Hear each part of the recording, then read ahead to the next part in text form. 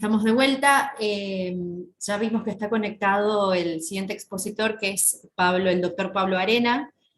Eh, Bien, queremos ver si puede compartir pantalla y si lo escuchamos bien, así ya iniciamos con su disertación. Hola, buenas tardes. ¿Me escuchan Bien, bien? sí, perfecto. Perfecto. Bien, bueno, lo vamos a presentar entonces. El doctor Pablo Arena es profesor titular e investigador de la Universidad Tecnológica Nacional e investigador del CONICET, fundador y actual director del grupo de I+D Clíope, Energía y Ambiente y Desarrollo Sustentable de la Universidad Tecnológica Nacional, Facultad Regional Mendoza, orientado a las energías renovables y la evaluación ambiental de productos y servicios con óptica de ciclo de vida. Ha dirigido numerosos proyectos de I+D y contribuido a la formación de becarios alumnos, graduados y de posgrado. Director de varias tesis de maestría y doctorado, ha dirigido numerosos proyectos de I+D con financiamiento de fuentes locales e internacionales. Ha dictado capacitaciones y cursos de posgrado sobre análisis de ciclo de vida, análisis de costo de ciclo de vida, vivienda sustentable y energías renovables en numerosas universidades del país y del exterior. Es miembro fundador y actual presidente de la Red Argentina de Ciclo de Vida. Así que, doctor Pablo Arena, la sala es toda suya. Bueno, muchísimas gracias. Muchas gracias por la invitación y muchas felicitaciones por la iniciativa. La verdad, escuché algunas de las charlas que pude hacerlo y me parecieron súper interesantes. Así que, bueno, felicitaciones por todo. Bueno, les voy a comentar sobre esto, que es el análisis de ciclo de vida. En particular, lo voy a mostrar aplicado a algunos sistemas energéticos en los que nosotros hemos estado involucrados. La problemática que nosotros abordamos en esta presentación tiene que ver con este método de análisis de ciclo de vida, que es una de las líneas que desarrollamos dentro del grupo Clíope, es un grupo de la Facultad Regional Mendoza, donde además nos orientamos a temas de renovables, de costos de ciclo de vida, huellas ambientales, economía circular. Y bueno, el grupo integrado por docentes, investigadores y alumnos y becarios doctorales y de grado, ¿no? La problemática tiene que ver con esto de la energía y con el problema del agotamiento de los recursos, el problema del suministro que necesitamos que sea creciente en función de lo que crece la demanda por aumento poblacional, por aumento de situación económica, por cambios en las formas en que consumimos. Y cómo resolver ese abastecimiento, principalmente con las fuentes convencionales, diríamos, las de origen fósil, pero que vemos que de a poco los yacimientos como que empiezan a ser quizás insuficientes en ciertas zonas, pero han aparecido ahora estas nuevas tecnologías, ¿no es cierto?, como la extracción a través de fracking, que ha cambiado un poco el panorama con respecto a eso y que nos daría una posibilidad de aprovisionamiento de energía para cumplir con esa necesidad de abastecimiento. Pero tenemos, por otra parte, un problema que esta imagen creo que lo es clara, ¿no? Creo que la conocen todas estas personas, que es simplemente un ícono hoy, bueno, o sea, no simplemente es un ícono por su protesta por el tema ambiental, ¿no? El problema del cambio climático, que empezó con su huelga escolar por el cambio climático y que se ha convertido en alguien que mueve multitudes por este tema.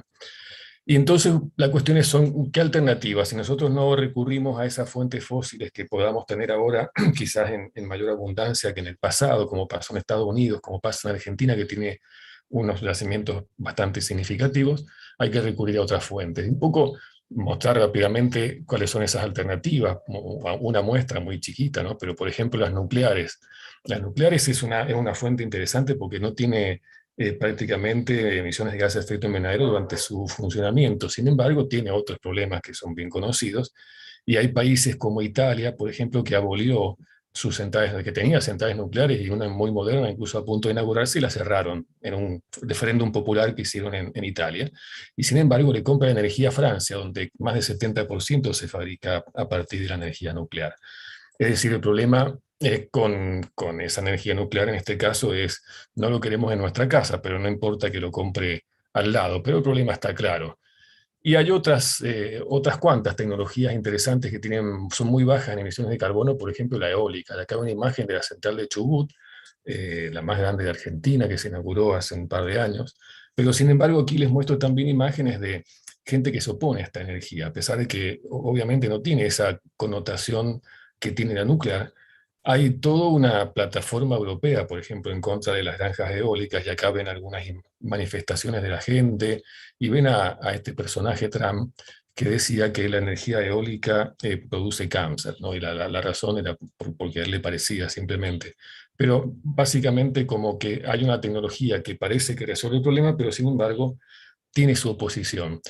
Y otra opción serían las hidroeléctricas. Acá hay una imagen de Yacyretá, que es una enorme central que tenemos nosotros en forma compartida, aquí en el norte, 1.600 kilómetros de espejo de agua, un espejo bajo el cual obviamente no hay vivienda ni tampoco hay cultivos, hay otras cosas, ¿verdad?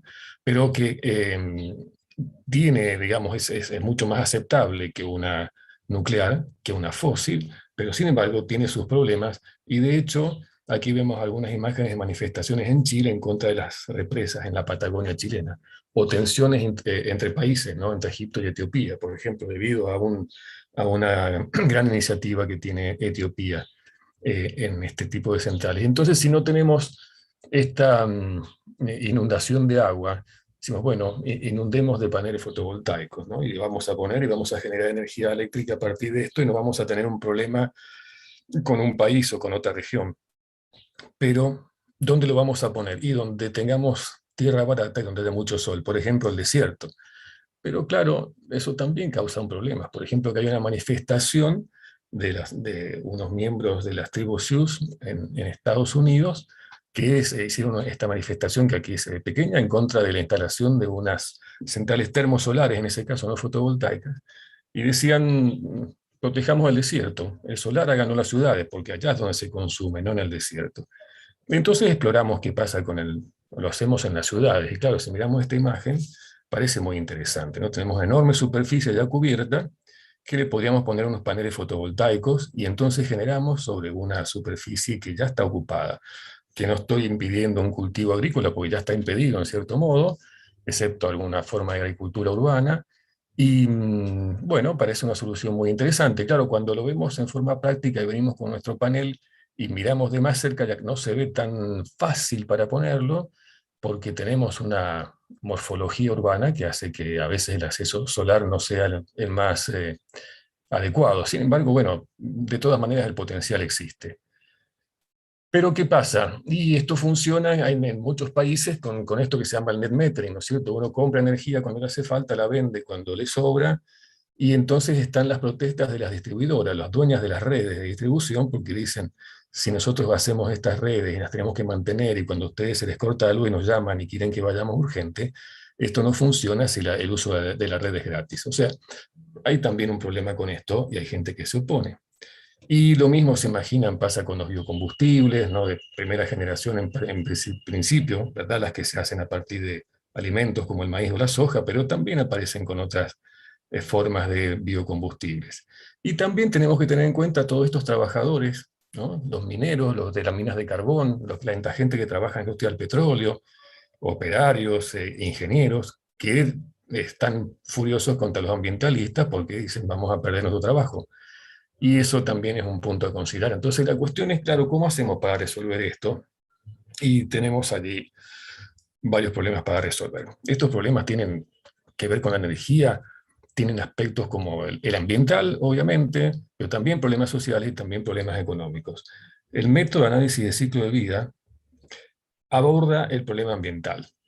No toca el económico, no toca el social. El que está, digamos, normalizado por la ISO 14040 y la 44. Luego se han ido desarrollando metodologías parecidas que abordan aspectos sociales, y antes ya existían metodologías con una óptica más o menos parecida que abordaban el aspecto del costo.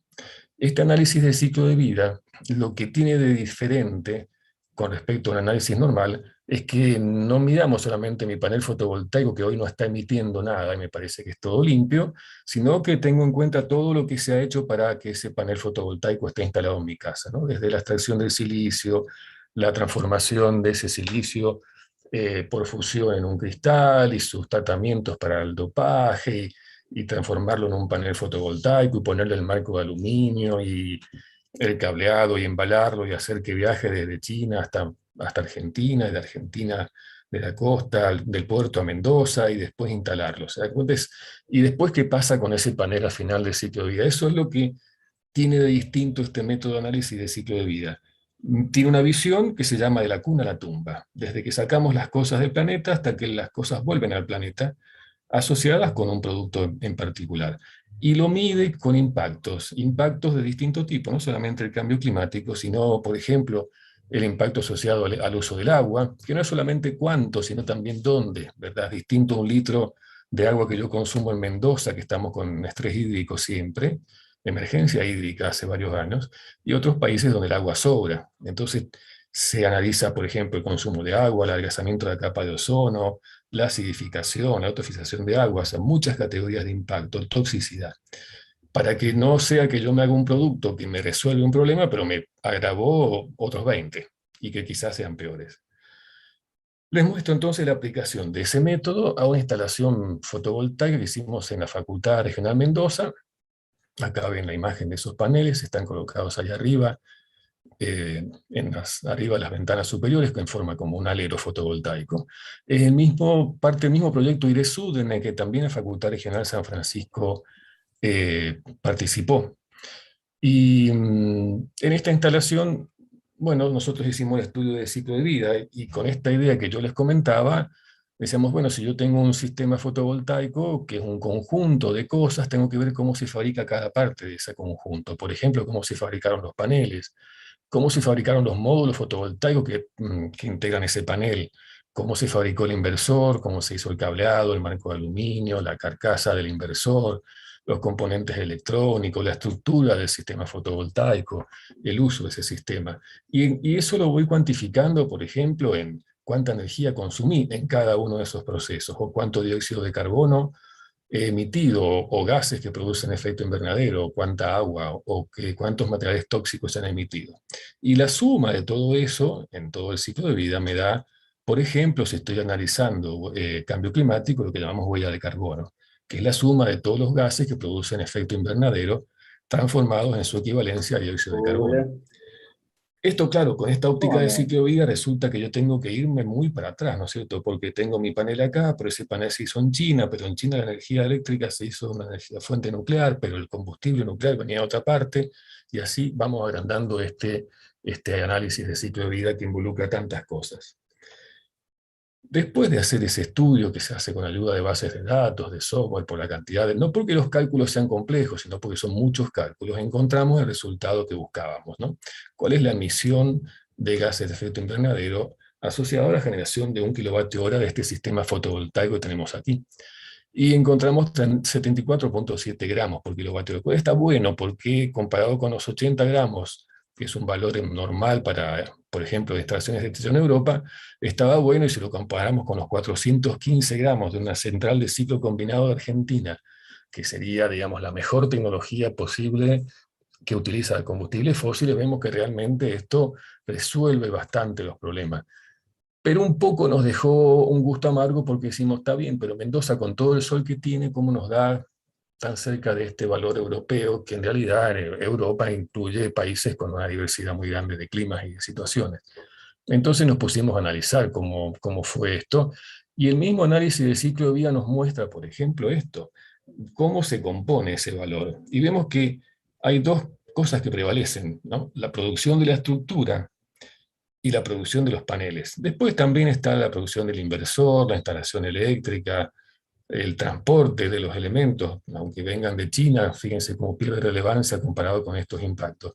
Entonces dijimos, bueno, yo sobre los paneles fotovoltaicos mucho no puedo hacer, porque en realidad nosotros no producimos paneles fotovoltaicos, no tengo ninguna influencia sobre ese sistema productivo, ni tengo, la verdad, no tengo ni idea cómo lo podrían mejorar. Pero la estructura sí, pues la estructura en definitiva la diseñamos, no la hicimos nosotros, la encargamos, pero después la terminamos acomodando nosotros. Y es una estructura que, claro, fíjense qué relevancia tan grande tiene. Dijimos, pero esto yo sí podría intervenir. ¿Y por qué fue tan grande? Porque fíjense una estructura que está puesta, sujetada sobre la pared en Mendoza, que tiene que soportar un día que tengamos un viento sonda muy fuerte o algún temblor que sea muy fuerte, y eso tiene que soportarlo, y por eso se lo hizo como muy sobredimensionado. Y entonces esto nos arruina bastante el impacto. En otras instalaciones la estructura tiene un impacto, pero es mucho más pequeño. Y entonces pensamos, bueno, pero ¿por qué lo hicimos tan grande? Porque lo puse acá y no lo puse arriba del techo. Si lo ponía arriba del techo no tenía ese riesgo tan grande. Y entonces, ¿por qué lo puse acá? Y porque hace una doble función. Yo lo he calculado como si estuviera arriba del techo, como esto es una instalación del mismo proyecto IRESUT que asesoramos nosotros en el Hospital NOTI, el Hospital de Niños, y acá el nuestro, en cambio, está puesto ahí como un alero. Y esto lo hicimos, ¿por qué? Y porque se iba a colocar un toldo para que sea la función de alero, para sombrear un poco esas ventanas, porque se sobrecalientan mucho. En algunas de esas aulas además hay equipamiento informático que emite, digamos, libera calor, más las personas y demás. Es decir, el sistema fotovoltaico aquí tiene esa estructura pesada para ponerlo como alero, porque quería yo también usarlo como un alero, bloquear la radiación solar que va a entrar a la ventana, transformarla en energía eléctrica. Tengo una doble función. Entonces, por eso lo hice tan robusto y entonces por eso aumentó mucho el impacto. Y entonces quizás no es justo que yo asigne todo ese impacto a la generación eléctrica porque estoy teniendo otro producto adicional. ¿Cómo se considera eso análisis de ciclo de vida? Bueno, eso se llama asignación de cargas y en este caso lo hicimos pensando, bueno, si yo puse esto, lo que hice fue evitar fabricar, producir y transportar e instalar este alero toldo que hubiera puesto si no hubiéramos puesto la instalación acá.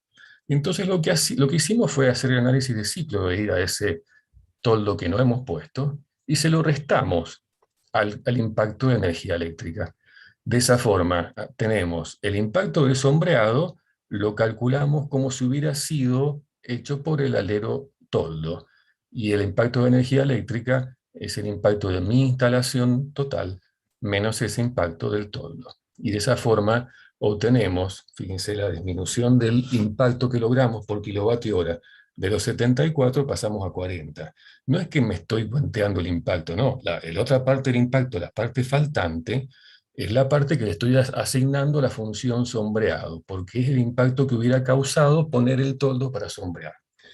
Esto me da entonces este doble funcionamiento del sistema fotovoltaico, un fotovoltaico integrado al edificio, tiene este beneficio, como podría ser, por ejemplo, poner una teja fotovoltaica que me sustituye una teja convencional.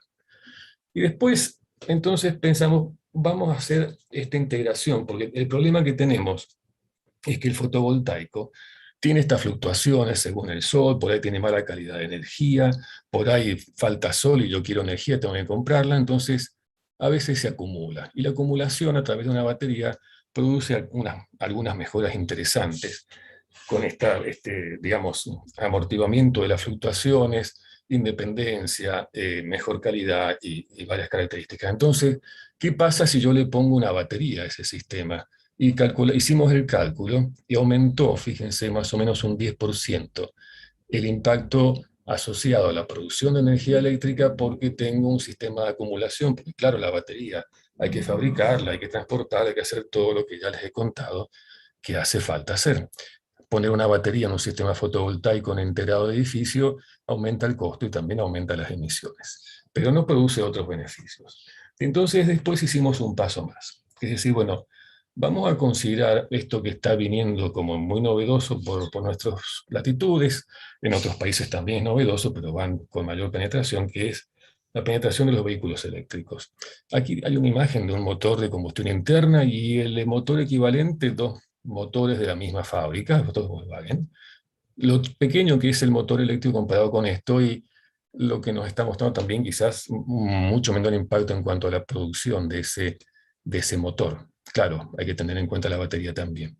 Y otro aspecto interesante es ver primero, cómo está creciendo la venta de autos eléctricos, y esto es muy fuerte. En muchos países están empezando a tener prohibiciones para 2030 en adelante de los motores de combustión interna.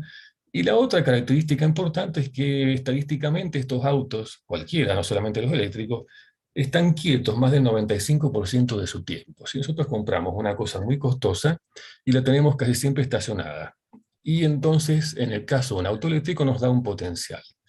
Nos da un potencial de usar ese auto que está conectado a la red, por ejemplo, en mi casa o en mi trabajo, y su batería la utilizo en lugar de comprar una batería para el sistema fotovoltaico. Y entonces tengo una integración del sistema de transporte con integración del edificio y la generación eléctrica, lo cual empieza a cambiar mucho lo que era una vivienda convencional antes. Y esto luego evaluamos haciendo unos escenarios, porque claro, no tenemos prácticamente en Argentina, hay muy pocos autos eléctricos, hay algunos híbridos, va creciendo, pero hay muy pocos datos. Hicimos un escenario pensando en que fuera a penetrar en un 5% de aquí al 2025, esto lo hicimos ya hace unos 3 años, y nos fijamos en el escenario 2025 de algunos reportes oficiales, y tuvimos en cuenta entonces la población prevista, cómo va a cambiar la cantidad de autos por cada 1.000 habitantes,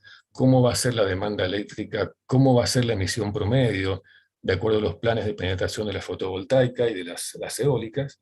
Y con estos datos, nosotros hicimos los cálculos de cuál es el cambio que produce un auto eléctrico versus uno convencional, y comparamos dos autos de la misma marca, que tiene uno convencional y que tiene uno eléctrico también.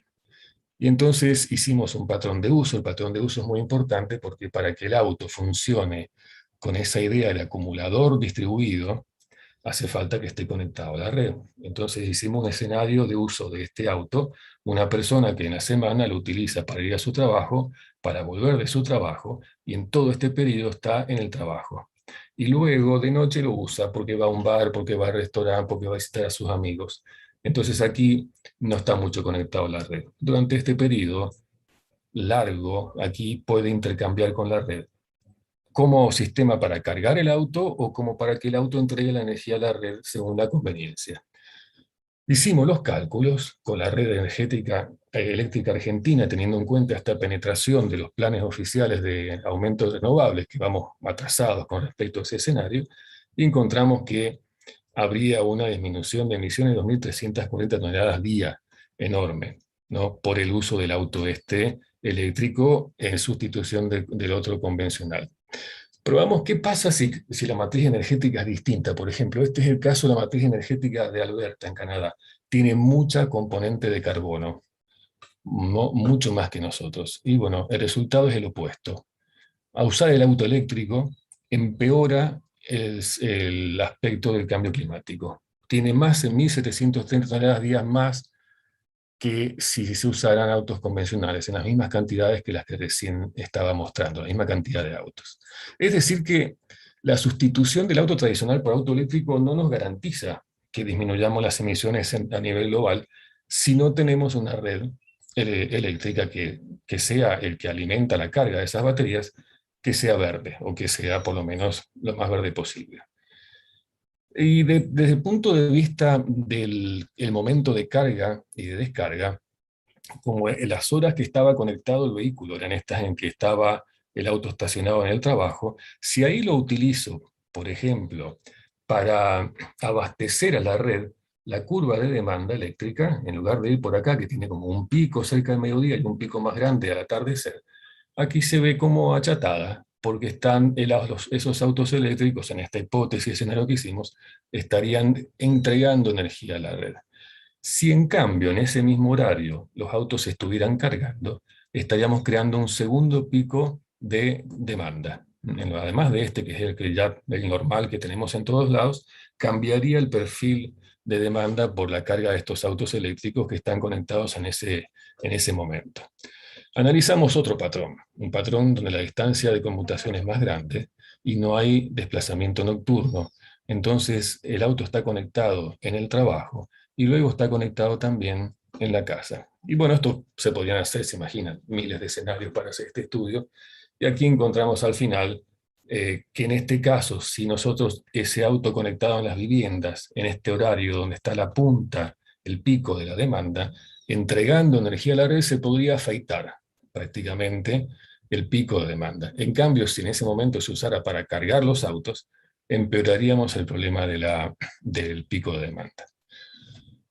¿Qué más hicimos? Bueno, ¿y qué onda con el impacto de fabricar un auto o fabricar el otro? Bueno, en el caso del eléctrico nos resultó mejor la fabricación. Recién estábamos viendo emisiones por uso, estas emisiones por fabricación del auto. Y fíjense que hay una parte importante que se debe a la batería. Eh, y entonces esta sustitución también sería beneficiosa desde el punto de vista ambiental.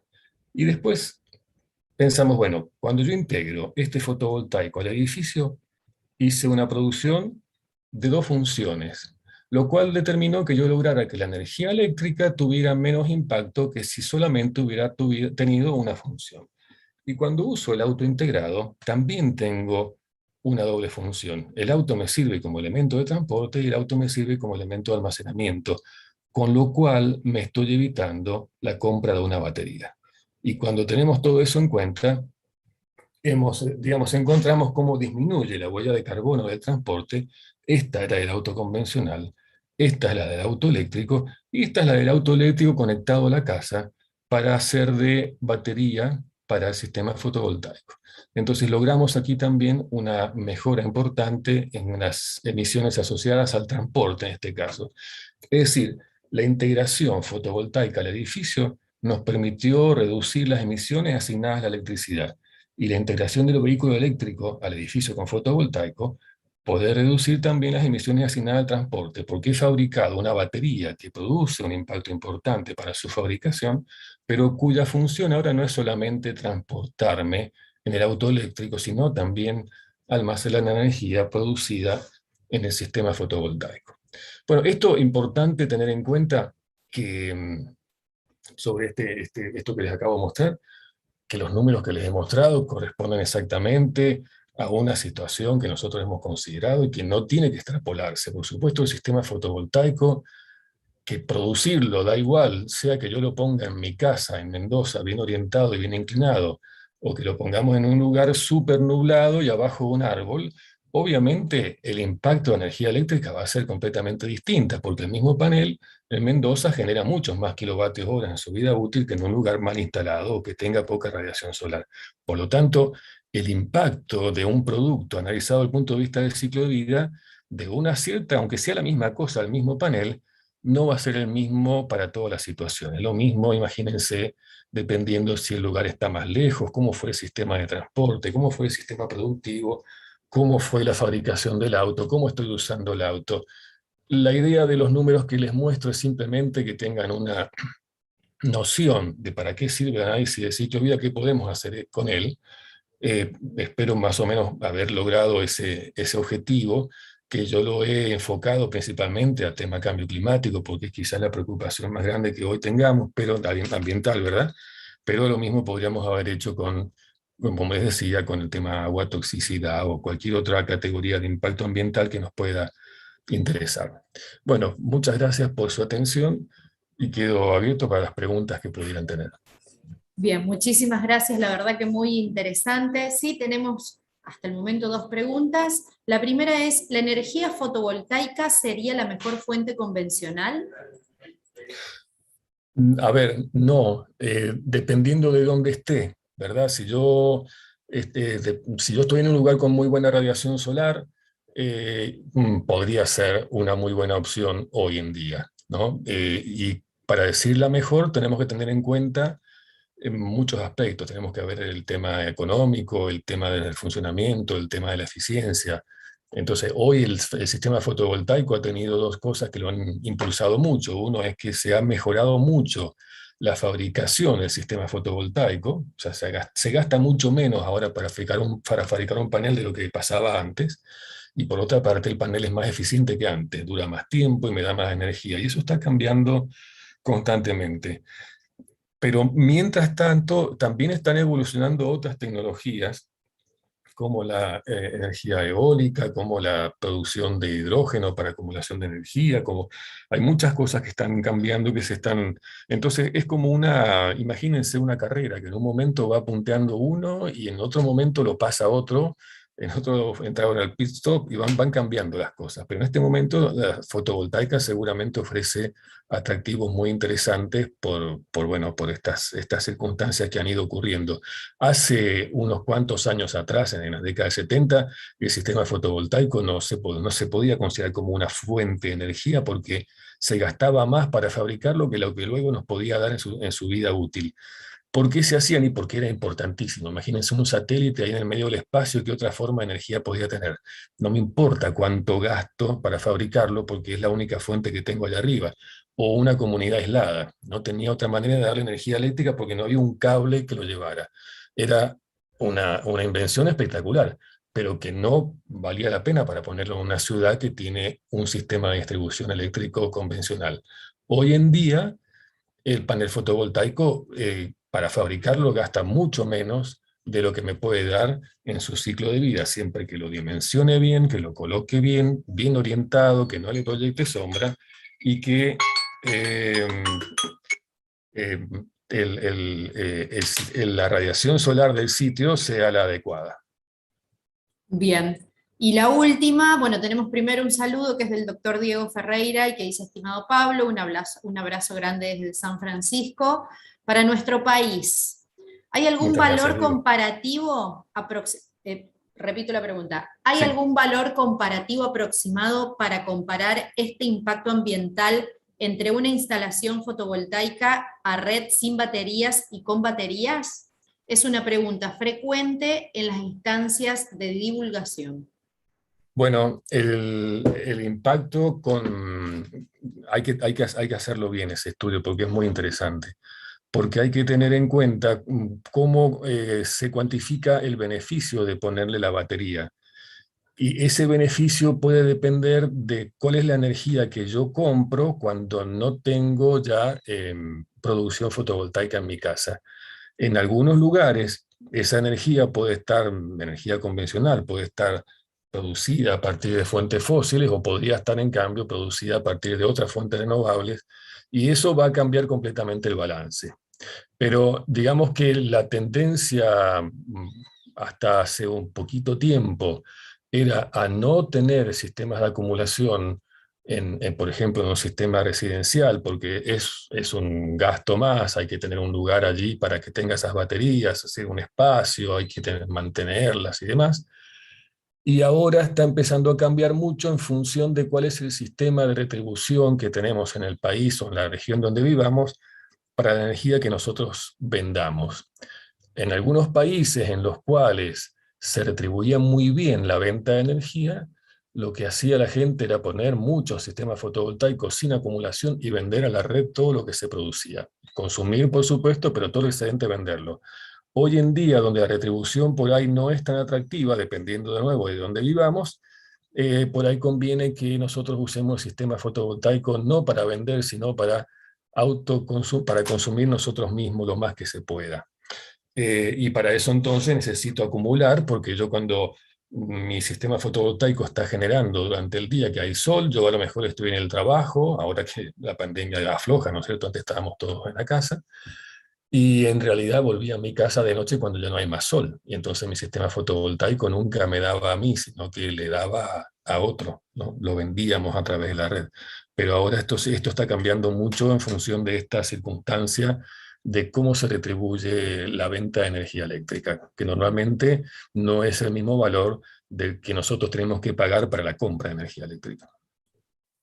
Bien, bueno, muchísimas gracias por su disertación, la verdad que muy, muy interesante. Le agradecemos nuevamente que se haya sumado a las jornadas, a estas jornadas y de esta manera, y esperemos en algún otro año tenerlo de manera presencial también. Ojalá, sería muy lindo, sí. Sí. Bueno, Así que muchísimas gracias. muchas gracias a ustedes y felicitaciones y un abrazo grande, Diego. Bien, bueno, muchísimas gracias.